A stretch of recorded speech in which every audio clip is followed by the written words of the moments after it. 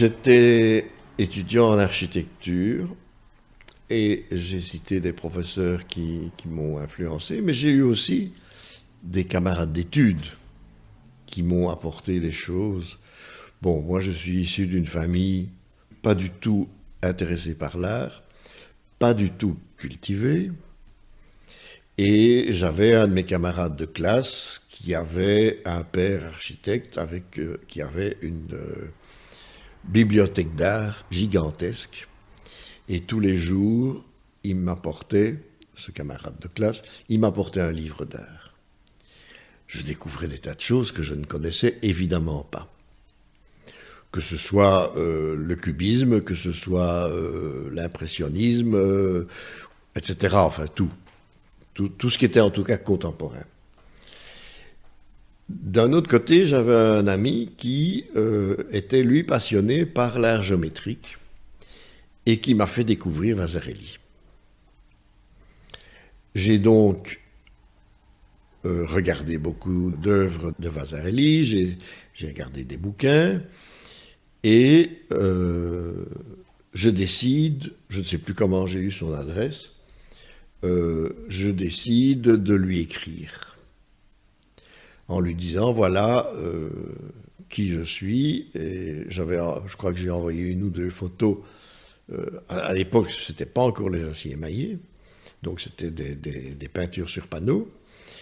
Et il me répond, et nous convenons d'un rendez-vous. Je vais une première fois chez lui, à Annay-sur-Marne. Il me reçoit très gentiment, il me montre comment il travaille, ses projets, etc. Je vois son atelier avec 20 personnes qui travaillent. Et puis, bon, il me dit, OK. Bon, donc, comme j'étais étudiant, je voulais passer mes vacances à travailler chez lui. Il me répond donc par courrier qu'il accepte. Je n'ai pas discuté de conditions, ni lui ni moi, parce que ce n'était pas ça qui m'intéressait. J'imagine qu'il allait quand même me payer quelque chose. Mais mes parents n'ont pas voulu me laisser partir. Ils m'ont dit, il n'est pas question qu'on te paye le train, l'hôtel, le restaurant, etc. Donc, je n'ai pas répondu à Vasarely jusqu'au jour où je lui écris et il me répond, écoutez, n'ayant pas de vos nouvelles, j'ai engagé quelqu'un. Voilà. Oh, ça aurait été une expérience extraordinaire quand même, hein, de travailler chez lui. Alors aujourd'hui, quand je vais dans des foires d'art, je peux vous dire, en regardant, parce que moi les tableaux, je les regarde de loin, mais surtout de près avec mes lunettes, je peux vous dire, ça c'est Vasarely qui l'a exécuté, et ça c'est son personnel.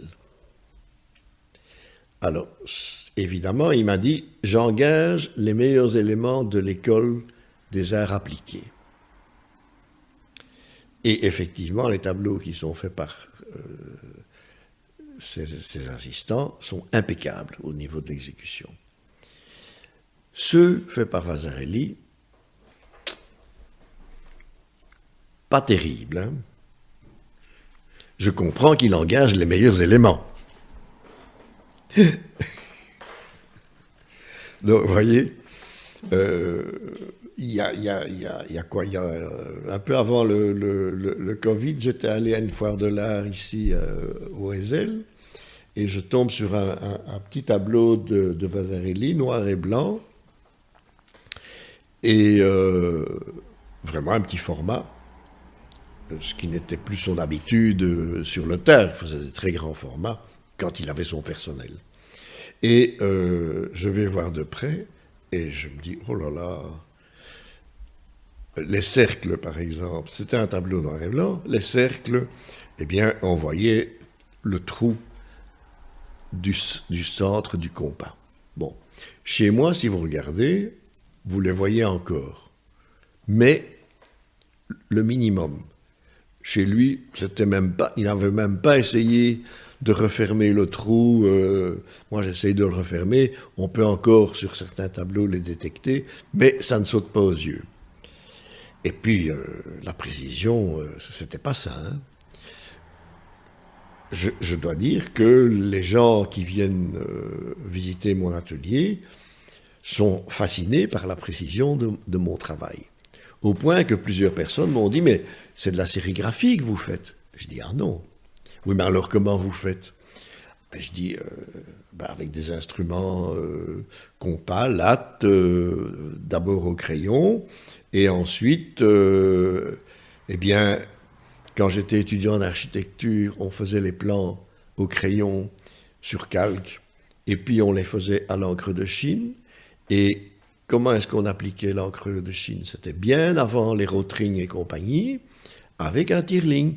C'est quoi ça, un tirling? Je n'ai jamais entendu ce nom-là. Eh bien, on mettait, et je montre le tirling pour faire les lignes droites, je montre le tirling pour compas, et je dis, voilà, à l'époque, on mettait de l'encre de Chine, moi, maintenant, je mets en peinture. Ce qui fait que j'ai évidemment une précision.